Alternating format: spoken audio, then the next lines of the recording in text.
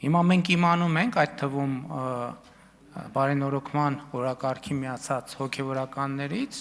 որ խորանները դարձվել են հակապետական գործունեության հարթակներ եւ այս դեպքում մի հատ էլ նախընտրական քարոզչություն են անում, մի հատ էլ որոշում են թե առաջիկա ընտրություններում ինչ գործունեություն պետքա ծավալեն, բայց մենք չենք ենթադրել, որ եկեղեցուն պետքա ղեկավարվի KGB-ի գործակալների կողմից։ Այնտեղ որտեղ կա պետության անվտանգության շահը, պետությունը պետքա ռեակցիա տա։ Եվ էլ չեմ ասում, հետաքրքիր է, այն ժամանակ, որ ես ինչ-որ մի բան ասել եմ,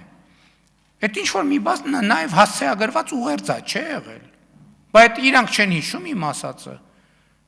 Դա նաև ապացույցն է, որ ինչ մենք երազել ենք, որ զբաղվենք ինչ-որ ձևով եկեղեցով, չենք երազել, հենց ընդհակառակը չենք երազել։ Ինչ է նշանակում կաթողիկ կոչվածը զոհված եղբայր ունեցող քահանային կանչի,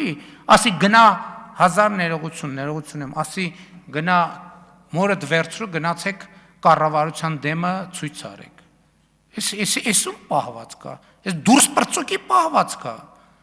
Ինչ կամ եկեղեցին, ձեր ասած մարդիկ ինչ կապ ունեն եկեղեցու հետ։ Եկեղեցին, առաջին եկեղեցու գլուխը մեր Տեր եւ Փրկիչ Հիսուս Քրիստոսն է, եկեղեցին ժողովրդով է եկեղեցին։ Այդ ձեր ասած մարդիկ են եկեղեցի, գնացեք մի հատ պատարակները Կիրակնորիա նայեք։ 3 հոգով պատարակներ են տեղի ունենում Հայաստանյան առաքելական Սուրբ եկեղեցուն համատարած տասնյակ տարիներով։ Դա ոչ մեկ ինչի անհանգստացնում։ Այսինքն հոգևորականները առանձին բացառություններով վերցած, ովքեր կարեցել են համայնք ձևավորել, իսկ նրանք ովքեր կարեցել են համայնք ձևավորվել, հիմա հերթով կարգալույծ են արվում, որովհետև ոնց ձեր շուրջ մարդ կա հավաքված։ Հայաստանի ժողովուրդը դուրս է մղված եկեղեցին։ Եկեղեցու իրական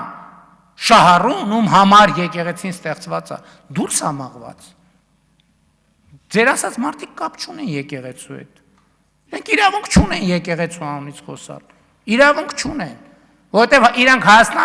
Հայաստանյաց առաքելական Սուրբ եկեղեցու բոլոր կանոններով վաղուց իրանք հոգևորական չեն ընդհանրապես։ Եկեղեցու անունից հանդես գալու եւ ես ասել եմ ձեր նշած անձի ոչ մի որոշում չի ճանաչվելու Հայաստանի Հանրապետության կողմից։